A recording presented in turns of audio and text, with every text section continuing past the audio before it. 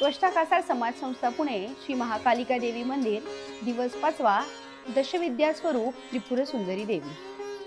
त्रिपुर सुंदरी ही हिंदू धर्मातील दशमहाविद्यांपैकी एक प्रमुख देवी आहे।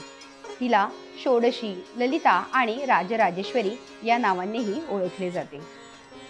त्रिपुरा म्हणजे सुंदरी, त्यामुळे ती त्रिलोकात स्वर्ग, पृथ्वी आणि पाताळ यामधील सर्वात सुंदर आणि सर्वोत्कृष्ट असणारी परमशक्ती।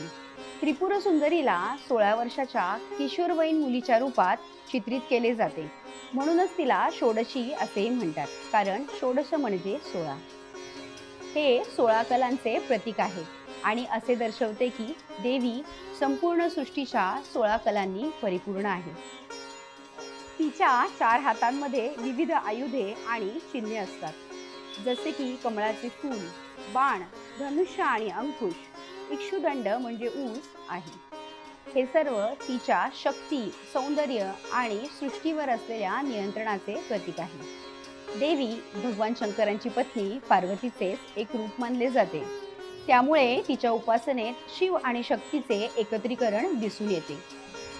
ती शिवाची शक्ती आहे आणि श्रीदेवीचे संपूर्ण ब्रह्मांडावर आधिपत्य आहे।